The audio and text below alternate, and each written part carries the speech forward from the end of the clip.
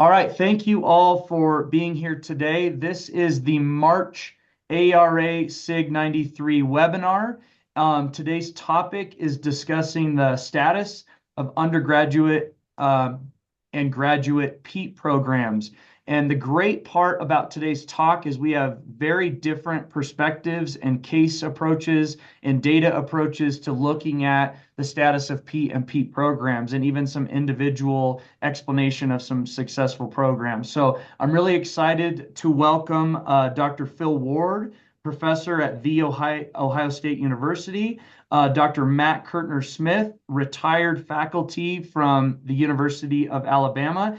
And in replacing Dr. Sean Bulger, who is hopefully going to be with us today, but had a last minute instance pop up, we've got Dr. James Wyatt from West Virginia University. So today's session is thank you, gentlemen, for all being here. We're excited to have you.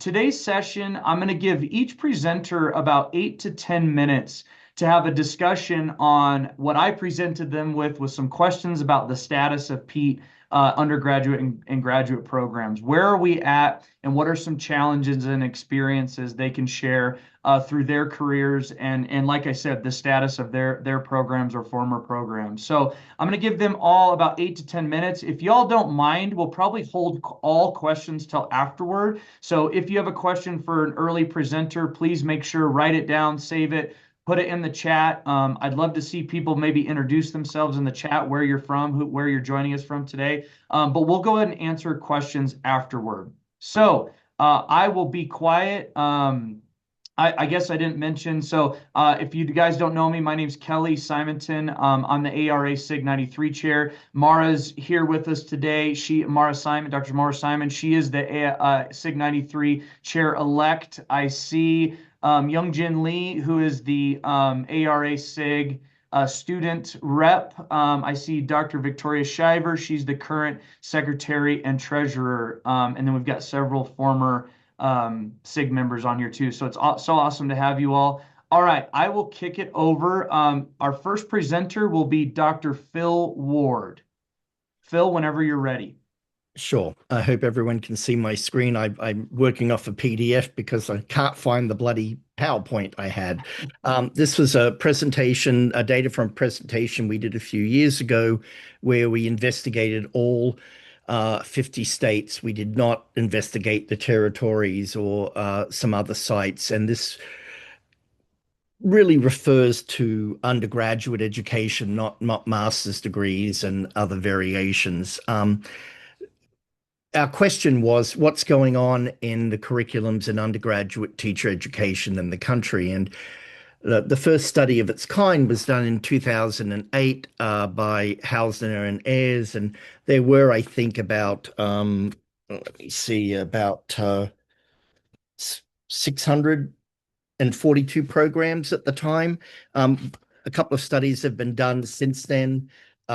We've got Davis did a program, did a review of 488, and we've got about 490 in our study.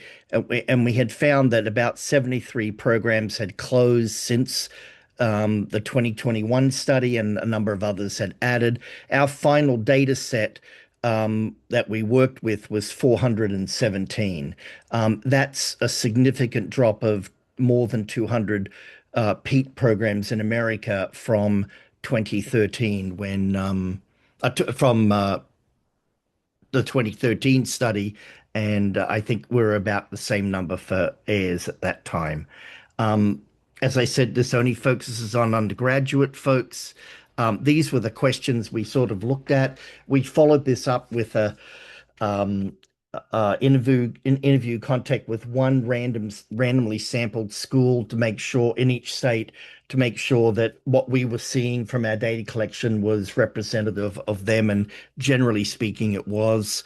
Our data show that about 30% of the PETE programs are in doctoral granting universities, and the rest are distributed amongst masters and baccalaureate. Most are in the College of Ed, some in health, the rest in kinesiology programs. I don't think the degree distinctions are that significant here, but You can see they're mostly Bachelor of Science, some Bachelor of Education. Total hours, we were surprised by the sheer range of hours in programs, 84 to 130 credit hours, with a mean of about 120 hours. Most were in that range, plus or minus. Um, General education classes, 50 to 34, with a mean of about 70 hours. And majority programs were on semesters, and most were PK-12 licensure. Um, the average program size was about 58 across 4 years, except for Sonny Cortland, who had 928. If you're looking for a job and you're a grad student, Sonny Cortland's going to have a lot of jobs moving forward. About a third of the programs used a cohort model moving year by year. Uh, Yeah, the original Metzler and Freeman were 908. Ours was 417. So it's a 50% drop from 1985 and about a 30% drop from 2013 data. Um, most programs were not concerned they were going to close, but around about 40% or so had were nervous at the time. I don't know what that picture looks like today. Admission criteria varied for most programs. There was some form of praxis or some entry requirement, and graduation uh, requirements almost always involved a GPA, but they range from 2.0 to minimum of 3.0, and some exit tests like praxis or the Florida certification test. Uh, this is the interesting stuff for me. Uh, about 7.1 hours a mean devoted to pedagogy. Pedagogy related classes, 8.9. Content classes, 9.5 hours, credit hours. Field experiences mean was about 6.9, 7 credit hours. And the largest category is disciplinary classes. In some programs, these programs looked very much like they did in the 1960s and 70s. Heavy emphasis on exercise science, all sorts of psychology classes, sociology classes, and this on a mean was 26, 27 credit hours, which is a heck of a range from 4.5 to 66 hours. And there were about 13 credit hours devoted to university requirements. For example, in Ohio, our state legislators have said you have to do a reading class if you're in teacher education, you have to do a psych class, and that in our case it's 6 hours, but they were quite high in other classes. Um, Kim Graber's data might be a little bit more accurate than us. We didn't use the best questioning here, but our faculty teaching are mostly white, whether they're full-time or part-time, and there are increasingly more part-time folks working in universities than you have full-time lecturers. So that in some universities this was a very big deal, and others it wasn't a big deal, but it represents a trend in teacher education in general. Health education was the scariest. The only good thing I can say about this is if you're worried about physical education, thank heaven you're not involved in health education, because if you were, you would be terrified. It is, I don't know of any doctoral programs that are producing health educators in the United States right now. If they are, they're very few and far between, or they're a generic education program, not specifically focused on health. But undergraduate programs, um, uh, most, well, I don't know what I'm saying here. Most had a combined degree or a dual degree. Some offered it as a minor or an endorsement. The total credit hours were 15, but a great deal of the programs we investigated had 6 or 8 credit hours devoted to health education, and the majority of those credit hours were field experiences, not content of health. Um, oh, sorry, I'm just jumping ahead a little bit here. This is the pattern on the reduction of numbers of people in the number of teacher education programs in the United States. My sense is that program is increasing. At least my own program will be gone summer of next year. Ohio State will no longer have an undergraduate PETE program. Ours isn't strictly the reasons for the reduction in programs almost always financial. Ours is financial, but it more represents a bias by our department chair. I'm quite happy to say that. In terms of the value of physical education, in just to give you an example of Ohio, the state of Ohio, in 2000, there were about 24 physical education and health programs in the state. Now there are three, I think, PE programs. I might be off by one, and there are two or three health education programs. Ohio State's a land grant institution that has significant implications for our state.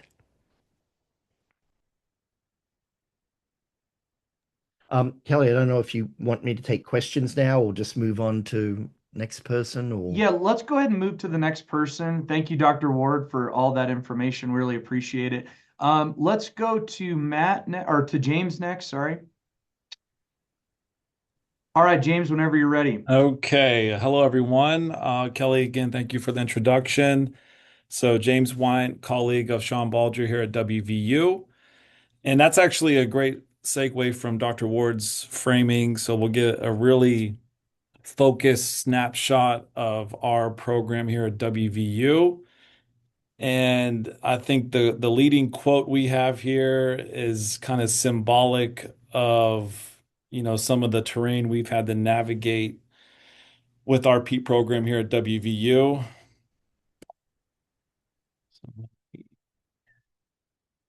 So we tried to frame this over, a longitudinal snapshot of WVU, and I think the story of our program has to be understood through the context that WVU as an institution has had to face. Obviously, going back to COVID, that was a significantly disruptive force. And it was at that time that you could start to see some of the tea leaves of the challenges that were not, just unique to our PETE program, but around WVU's campus at large. And the other caveat that I want to note here is that some of this framing will be specific to our undergraduate program and then also our master's program.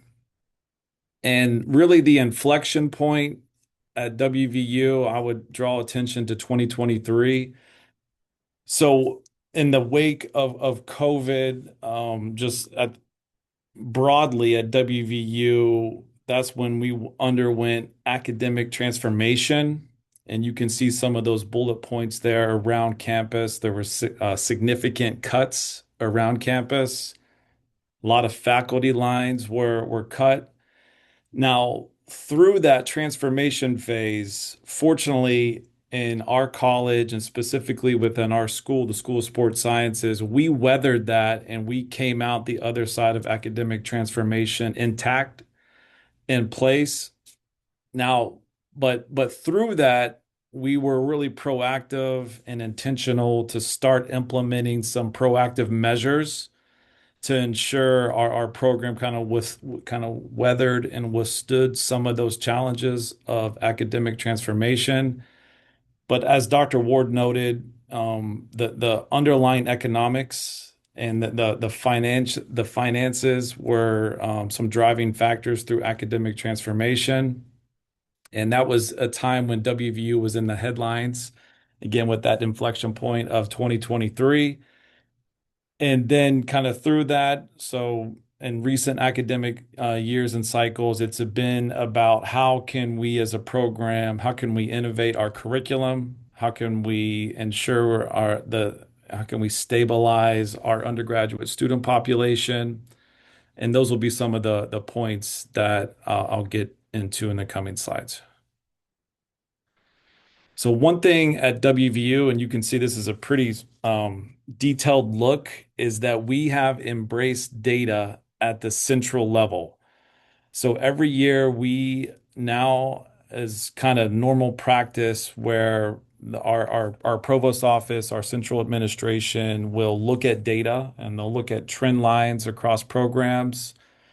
And you can see, so this is for our undergrad program in terms of enrollment, going back to 2020, 2021. There's been declines in our overall enrollment as a program, but that decline has stabilized. So kind of through that, and you can see some of the strategies that have been implemented, kind of trying to stabilize our enrollment, is that we've reduced our credit hours to be more appealing to transfers because a lot of our undergraduate population tends to be students who will transfer. They don't come to WVU wanting to be a physical education teacher, but we try to make our curriculum one that can be enticing and accessible to a wide range of students. We've also at the state level implemented a year-long residency program. So our seniors now will be in the K-12 setting in the fall semester of their senior year for 250 hours. So they get acclimated to the school context. And then during their spring year of their senior year, they're more so a full-time student teacher. And so that's been a new change, and I think that's been a positive kind of net change for our program. Our students have really enjoyed the year-long residency, and one of the incentives during their spring year, they have opportunities to earn some money. They can substitute teach, so that's been a welcomed addition on the undergraduate level. So look at a little bit more data. And this is from completer data. Again, some of the data has not been the most positive. Okay, and we've not run from that. We were trying to be realistic with where our program stands. So if you go back to total enrollment, there's no surprise that our program completer data also has been down a bit. But kind of with trying to navigate that challenge, you can see some of the strategies. And one that has been a net positive for us here at WVU is that we have an accelerated bachelor's to master's pathway. And that's been an enticing force from a recruitment perspective. So it reduces cost for students. And then ultimately, by the time they leave WVU, they'd have their undergrad degree, they have their teaching license, plus they have their master's degree. Now let's talk looking at some positive trends that we have. And one of the key metrics that WVU is looking at across campus is student credit hours and how many student credit hours are you generating as a program. And some of the innovations we've done in that space is that we've tried to reimagine and repurpose some of our general education courses. And that's been a tool that we've been able to utilize to enhance our student credit hours that we're generating as a program. And you can see with some of the data there, we're outpacing the university at large in terms of our 5-year trend line for student credit hours and what we're generating. And then also we have a basic instruction program, so BIP, that we manage as a program. And that's been a significant net positive for us. So around campus offering, 1 to 3 credit physical activity courses that students can enroll in. And one of the innovations we've done in that space is that we have some online BIP courses that have been really attractive. And just one example, we have a geocaching class that we have recently introduced at WVU that's off to a really students have really enjoyed thus far. And then the other thing, so at WVU, our doctoral program, some of the success, as Dr. Ward noted, WVU, we also are a land grant institution. And a lot of the success that we've been able to point to with our doctoral program is through the Center of Active West Virginia. We've had some success in bringing in CDC funded projects. So we're currently rolling out a project that's aiming to enhance physical activity opportunities for school districts around the state of West Virginia. So we're doing a lot of capacity building and trying to champion and help equip schools with additional support and resources to enhance, physical activity opportunities around the state. So I think, Kelly, that is my slide deck for WVU snapshot. And then at the end, I'm happy to answer any questions that anyone has about our data or our program. Yeah, thank you, Dr. Wyant. A great snapshot and case study approach of overcoming and dealing with the challenges and learning from those. I think it's great for our conversation and follow up to Dr. Ward's data. I will go ahead and kick it now to Dr. Curtner-Smith.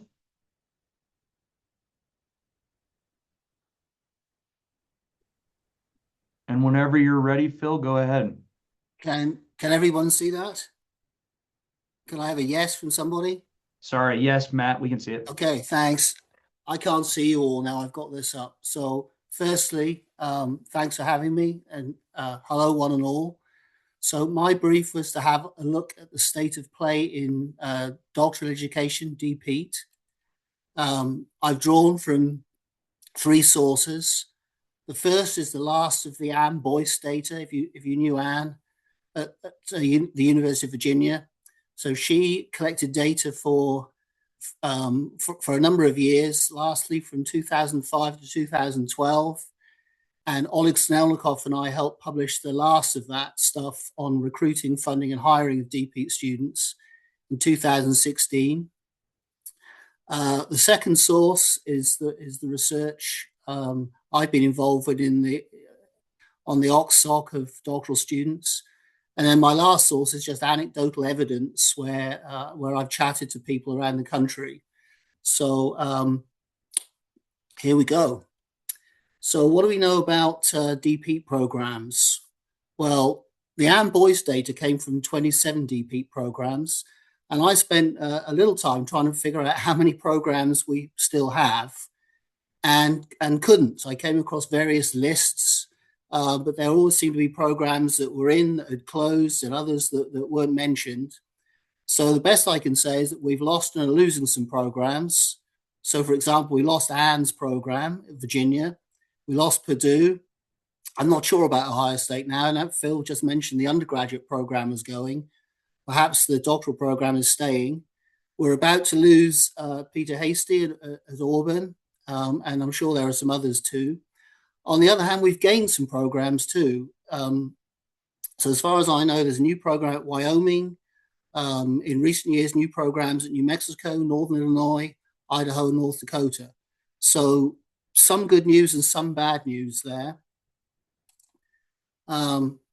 One thing I wanted to highlight is a lot of our programs now seem to be teaching sport pedagogy coursework through independent study, mainly because they don't have enough assistantships to fill classes.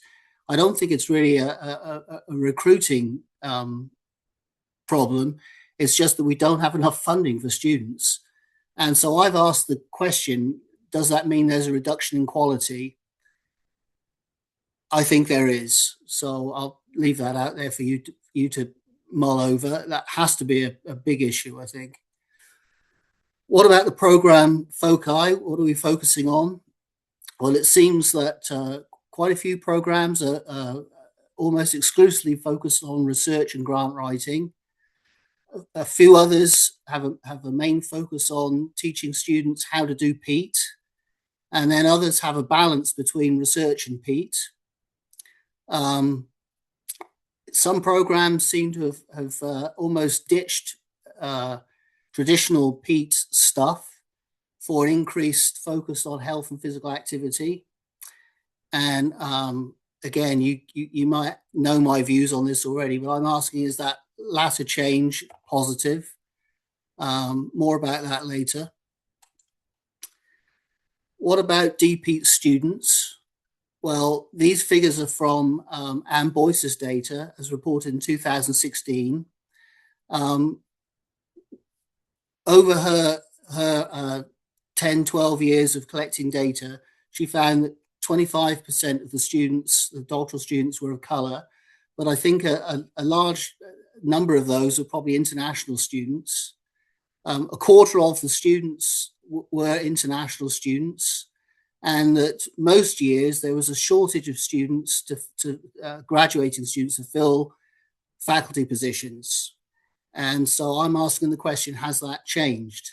My sense in the last couple of years I worked were there weren't as many positions to fill.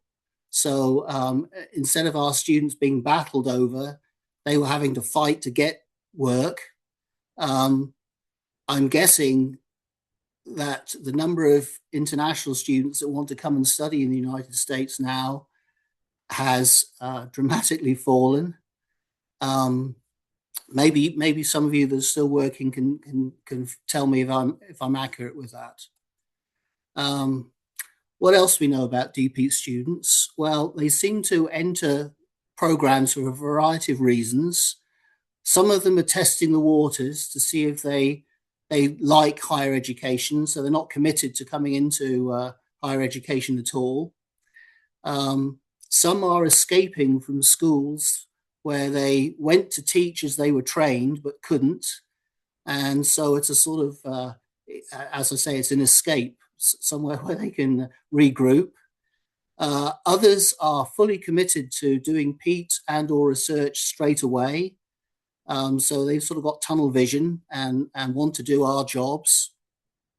And then a few are committed teachers and aren't interested in coming into higher education at all. And for them, doing a part-time doctoral degree is about personal growth.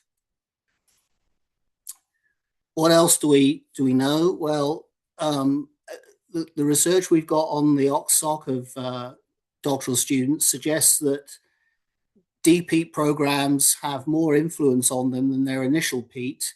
That may be because the initial PETE programs aren't that strong.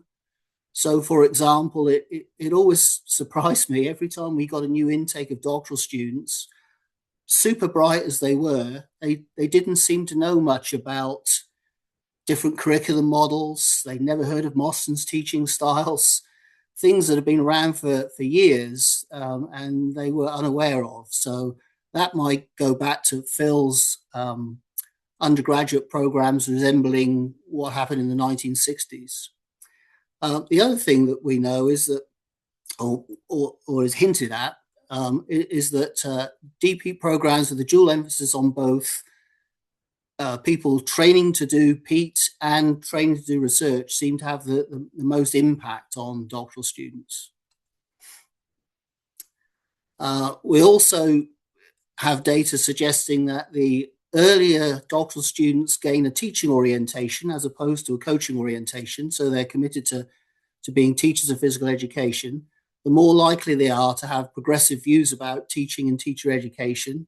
So, for example, they're interested in a wider range of objectives, and they'll be open to critical views of teaching and teacher education. And then the key influences on DPETE students in their programs seem to be being taught by progressive faculty, mixing with other doctoral students, engaging in PETE alongside faculty, and attending conferences.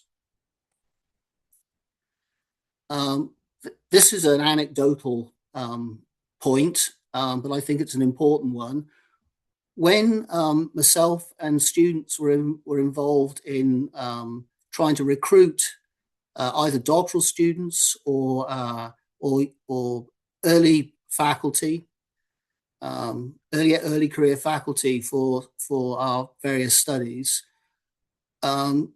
we'd ask people if they were interested in taking part in the studies, and often they'd say, "You don't really want to study us because we're not PETE people." And that I found really strange, because they were doing the same job as I was, but they didn't regard themselves as PETE people. Not sure what's going on there.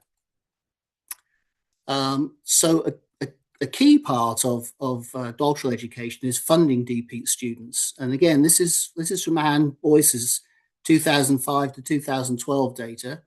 She found that 87% had some kind of financial support, but that there was a decrease in fully funded students from 81% to 65% over that time period. And I'm asking the question there, excuse me, has this situation got worse? And I'm guessing it has.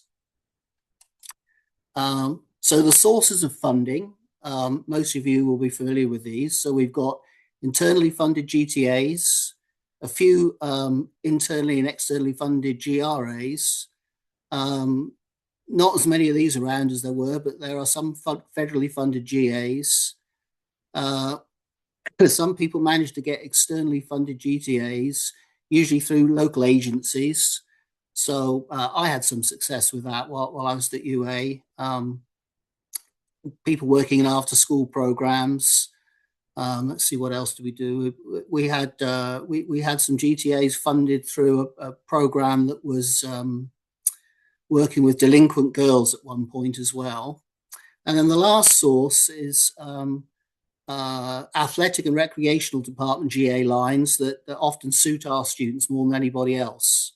So those are the sources. But the issues with all of those are there are fewer of them.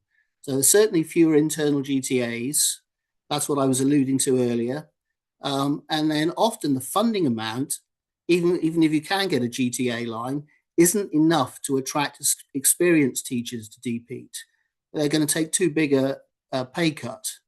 And then also we're competing with these fewer lines with the subdisciplines in our own area in kinesiology, or with other departments in the College of Education. And we often lose both those battles. So that's made things worse. So these aren't necessarily my solutions, but these are some solutions I've seen suggested. So firstly, recruiting. One suggestion is to recruit more teachers into part-time programs. So they'd be evening programs, that's the gist of it. The second one is to waive the teaching experience requirement for full-time DP students. My sense is that's probably gone already. It used to be that most programs seemed to require at least 3 years of teaching before you came into the program. And I know at UA, we gave up on that, I don't know, 10, 15 years ago now. So obviously there's a concern about the decrease in quality and commitment with both those strategies. Although I'd say that the first one, recruiting more teachers, may actually increase the quality in some ways. What about funding solutions? And again, these aren't necessarily my ideas. They're suggestions that other people have made. So one suggestion is to use all the internal funding that would have gone to GTA lines for fellowships. So where people just get the cash, they don't have to do anything for it in terms of working anyway. And so that would mean that these experienced DP students could finish in a shorter time period. And so they might actually come into a program like that. Another suggestion is to allow fully funded DP students to do some adjunct teaching so they could top up their own pay. And the last suggestion, which Columbia used, I believe, for a number of years, is to create closer ties with local schools so your doctoral students can work in them full or part-time during the day. And I had a go at that myself when I was department head maybe 15 years ago, almost pulled it off. And then right at the last minute, the unions, the local unions, made it known that they weren't happy with that happening, and the whole thing collapsed. But you may have better luck in other states. So here are some data I think that we need in this area. Descriptions of recruiting efforts that succeed and fail. So both of those would help, so we don't waste our time on some things and we can see some other things that have worked. If we've still got lots of international students, and obviously I just suggested that we may not have now, but if we do, what is their influence on doctoral programs, and then PETE once they graduate? There must be one if it's still maybe a quarter of the students that are foreign. We could do with some descriptions of funding sources so other people could try and get those. We could do with some comparisons of part-time and full-time DPETE students, both while they're in their programs and once they graduate. And then we could do with updating and expanding good old Anne's data. That would really help. And then lastly, I think it's worth looking at how the drive for external funding and the kinds of things that get funded has detracted from sport pedagogy scholars' focus on the key areas, or what used to be the key areas of physical education teaching, teachers, PETE, and curriculum. So I'm suggesting that the drive for external funding may have squeezed out what used to be our core. And that's all I got. Awesome. Thank you, Matt. I appreciate it. So at this time, I'd like to open it up to the audience for questions. I only have 15 questions I wrote down, so I'll go last, or if someone doesn't have any. But audience members, if you can share your video, great. If not, share your audio, raise your hand, pop in the chat. Let's get the discussion going for any of the presenters today.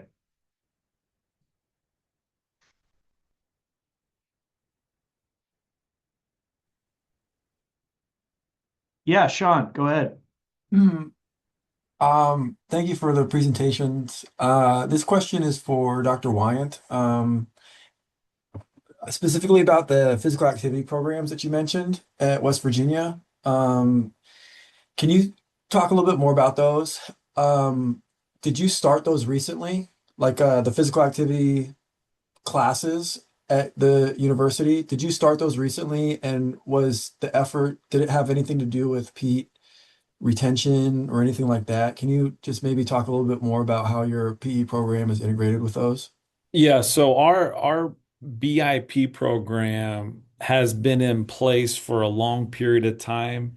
Now, the most recent innovation that we did post-COVID, and this is really in response to students and how they're wanting to take classes, is that we've kind of innovated in providing these historically face-to-face traditional PE courses in online formats.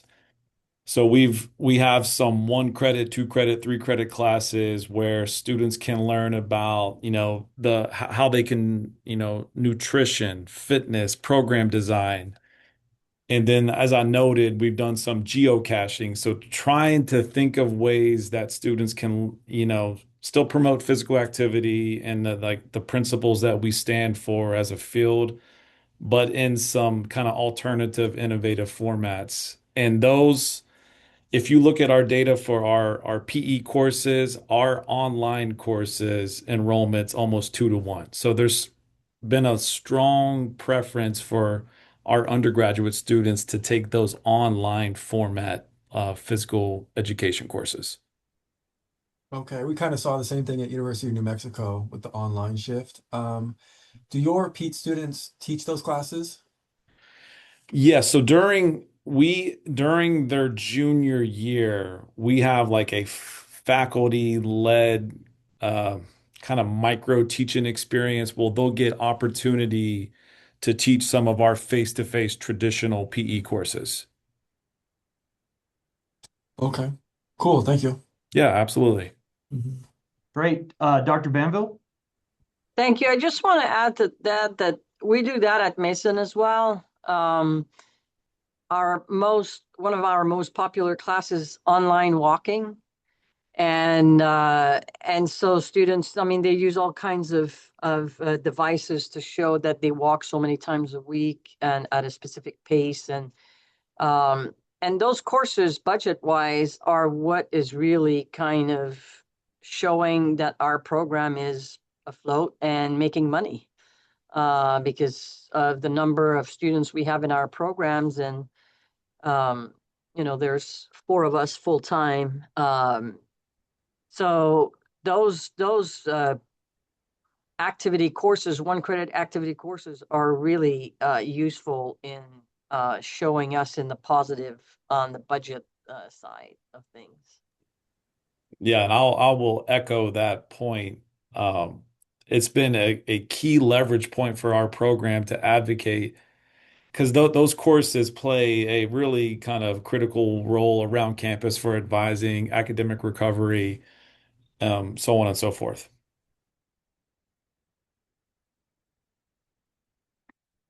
I'll jump in with a question here to Dr. Ward.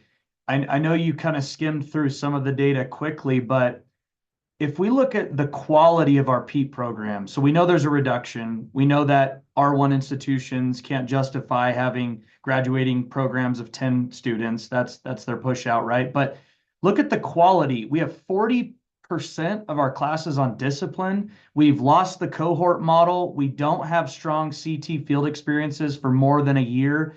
Like, I guess I don't know what my question is. How do we justify that? How do we justify the quality of our programs? Why the hell would a student want to go to that? Yeah, I just personally have never been worried about the national standards for physical education and health educators impacting teachers. I have been much more worried about the standards for higher education.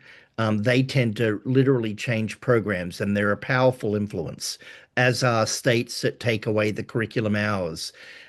My comment earlier that a large percentage of the programs we looked at looked very much like the programs in the 1960s, 70s, 80s, and 90s meant specifically that our undergrads were studying high levels of anatomy, kinesiology, exercise science, even biomechanics. And my favorite quote that I've used in a couple of papers and in talks is that many years ago, around 2000, and I want to say 11 or maybe a bit earlier, one of the medical schools in New York did an analysis about whether their number one class that acted as a gatekeeper really was necessary, and that was organic chemistry for physicians learning to be physicians.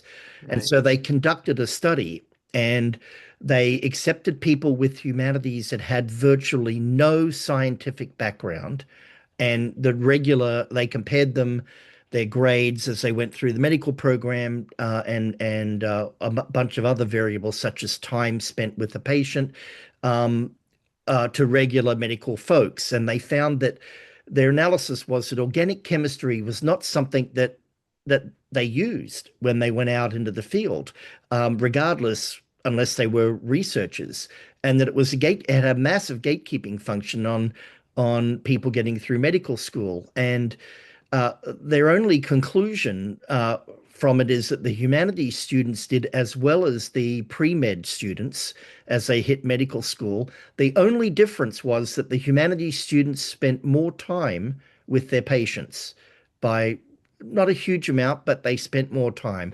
If I remember correctly, it was somewhere around about 5 minutes or 10 minutes. That led me very much to the practice-based teacher education movement that asks the question, do you need to know the Krebs cycle to teach elementary physical education? Do you need to know the origin and insertion of the rhomboid muscle to teach high school physical education? What do you need to know? And I think we have that very nicely summarized in Chuck Corbin's Fitness for Life curriculum. It talks about the content that children and youth should learn in elementary and secondary physical education.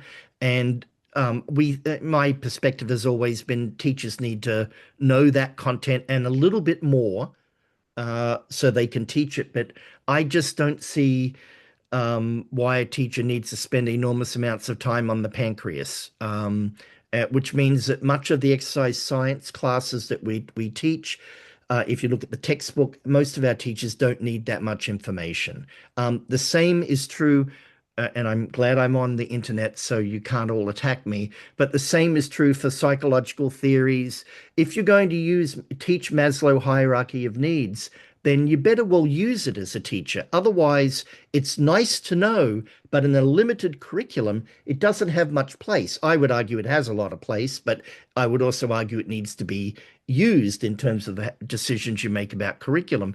But if you're not going to use this knowledge, the question is, should it be in the curriculum? There's enough general education coursework for most people to get access to this, and there are ways you could shape it. So, my perspective on teacher education is that we don't have enough experiential work in the field. We don't teach enough content, and I think uh, the George Grahams, Darrell Seedentop's, Larry Locks of our earlier generations have pushed that we're good at pedagogy. I think every teacher education program in the country probably does a darn good job of teaching pedagogy. It does a virtually terrible job of teaching content. And so our teachers are, as Darrell said, they arrive in schools being able to teach, but they don't know very well what to teach and how to teach it. So, yeah. Yeah, wonderful. Thank you. Appreciate it. Dr. Martinen? What's what we were changing the doctor titles all the way now? That's fine. Thank you. No, I just want to echo what Phil said. I think, we're talking at George Mason right now about looking at, because the university has pushed us kind of to revisit this due to some curriculum changes at the undergrad and general education stuff. That anatomy, physiology, functional anatomy, when we started to add it up, we have like 16 credits of just anatomy, physiology, that sort of content. And I started asking around colleagues, and I have a couple syllabi that have this anatomy, physiology, exercise science for the physical educator. And people have those 3-unit courses, 3-credit courses that then they try to advertise for the physical activity leaders or the coaches that they can take those content areas as well. And we're examining that because I just think that where this came from is we gave all the classes to our advisory council, which is a bunch of current practicing elementary, middle school, high school teachers, principals, university supervisors, and we said, here are the classes, all right? And then they came up with how those map on what the skills a first and second year teacher needs to have. And none of them said they need a really strong knowledge in anatomy and physiology. They needed behavior management. They needed assessment. They needed to know the content and how to deliver the content and manage classes. And so when you reflect that on what Phil was talking about, this older style of courses that you're taking, sports psychology and exercise science, level 3, and I just think that they don't map on what we're currently asking and what teachers are actually able to do, especially in Virginia. We don't have that many minutes that are required that, or elementary schools at least require. So you're not going to be able to teach that content anyway, but we're spending a lot of time and students are spending a lot of money versus being able to take field experiences or other pedagogy or curriculum courses. Dr. Ward, I'm sorry I called you Phil. Thank you, Risto. I appreciate it. Any other questions or comments?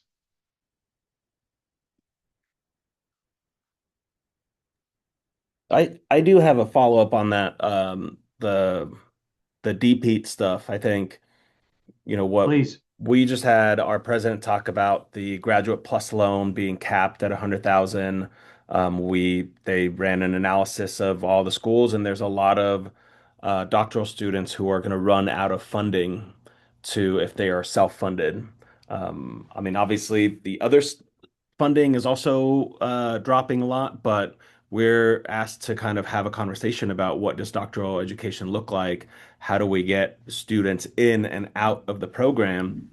And if you want to self-fund and you take graduate plus loans, like totally understand there's a cap that you shouldn't start paying into to go into a teacher education program. But I think there's people who are now getting stuck halfway through their programs and they don't have enough graduate loans to take out to finish the program. So then they go to what they're saying is the private market is going to be more like credit card rates. And I think that's just going to cut us even more. Like we're really trying to recruit for our online master's program. And the vast majority of students I talk to, they're like, I'm still paying off my undergrad. I'm not taking any more loans. It's like, okay, I get it. But you understand you start making more money after you get that they're like, no, not until I pay it off. So I don't know. I don't know, James, are you having that same issue or West Virginia or Yeah. And I think one of the things that we're trying to look is that we get a high concentration from Pennsylvania, and a lot of districts in Pennsylvania will subsidize the cost of the masters because in order to get their permanent teaching license, they have to have a master's degree. But yeah, it's hard. So we have a lot of those headwinds too of just getting a lot of students who just don't have the yeah, they want to take out more loans as you noted. I want to bring up just a quick thing that maybe would be a little thought-provoking because we have, Phil, Matt, James, I'm not 100% sure how far into your career, but I'm going to put Phil and Matt as those senior level faculty. And one of you told me this, Risto, it might have been you. I said, why are we not researching this stuff? Why are we not tracking our programs and what we're offering and who's in them? And one of you told me, well, that's what the old people do once you get towards the end of your career, because then you recognize, oh shoot, we've got to pay attention to this. So I implore all of those of us who maybe are considered newer into the research field, we shouldn't ignore this because I think there's several junctures that need investigation based on today's discussion. One of those is what recruitment into PETE programs is successful and what aren't. We need to know what those are. We have a lot of recommendations from the special series Phil and others were on, but what's working, what isn't, especially post-COVID and post this generation of not needing or not wanting college degrees. So we need to explore that. Another thing is, I think we need to look at what are the qualities of our PETE programs and in what way are we holding accountable to those qualities? And does that mean content shifts? Does that mean our PETE faculty, which goes into the DPETE side, are they trained to do PETE? Matt shared with us, we have doctoral students who've never heard of a models-based practice. That's a pretty uphill battle, I feel like, to then translate within 3 to 4 years to being able to teach that. Not that it can't be done, but the quality of the program seems reflective of those choosing to go to DPETE, and to what degree are we actually training people in PETE? And then the other issue that I think is we've created a mini cycle of not being needed in states or schools to not being needed at universities to not then there's not going to be a place to do research on our own field. The lack of innovation that I think is coming down the pipeline for our field is quite scary to me. If we're losing all the institutions that do research on PETE and PETE teacher education and DPETE, if we don't have space in our programs, the faculty to do research, where's the innovation? And then that cycle just persists in lack of quality training, lack of good experiences, lack of knowledge. So I don't know. I'm based on the talk today and how I've been thinking about this. I think there's a generation of researchers that we need to make this a priority. Phil, Matt, or James, do you have a response to where I'm wrong on that? Well, in terms of who collects those data, so as I said, Anne Boyce did a great job with that. I department headed most of the time when she was collecting her data, and she would badger you till you gave her the numbers.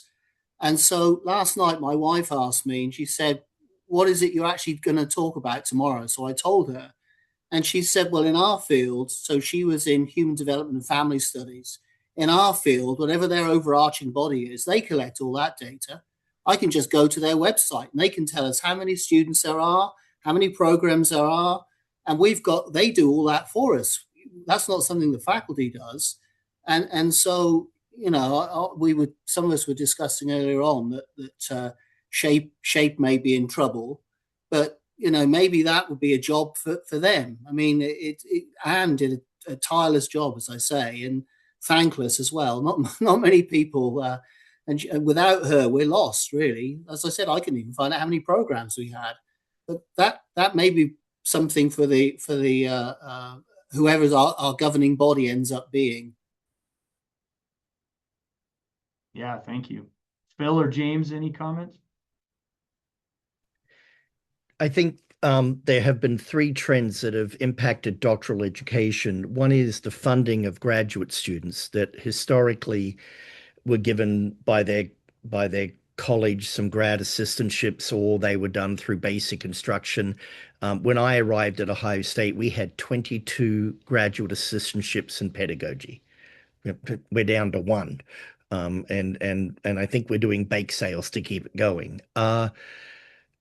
The funding of graduate students is an issue. The second trend that Anne also spoke about in her research, but others, the 2011 monograph in JTPE got out, and some of the studies since, is that more than 60% of those folks going into doctoral education didn't come there by the traditional Curtner-Smith model of socialization, where they were a teacher, a master's degree, and then into doctoral program. They more commonly follow the Richards model.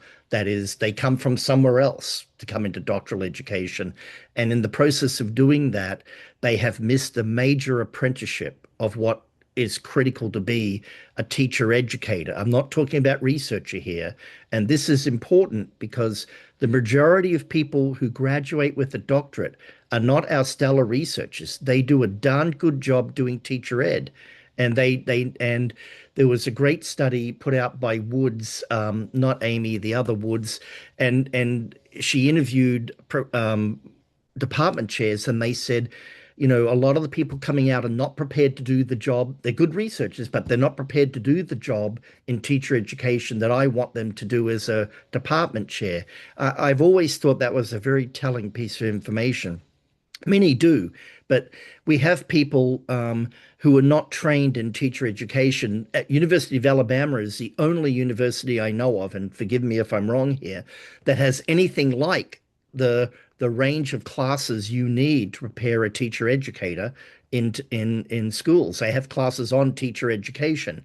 The other big problem happened across teacher education in universities, I want to say 10, 15 years ago, and that is a turn towards research over teacher education.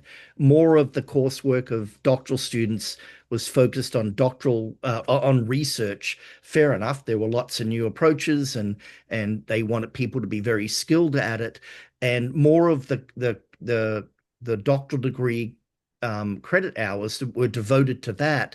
And that had to come from somewhere, and it came from classes on teacher ed. The bottom line being, we don't actually train people to study teacher ed. And those are the three trends that I think have, there are many more, but those are the three big trends that I see have impacted higher ed. Yeah, thank you all for your comments. We're at time, and I think that's a good way to leave it. It's a call to our academy and to our field.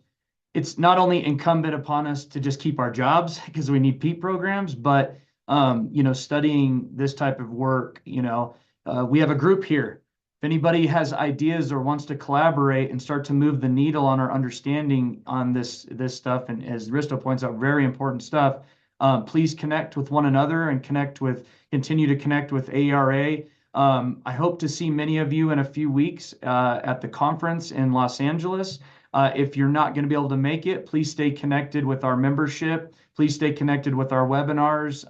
It's great to see everybody here. And what can I get a real quick thank you, round of applause for our presenters today?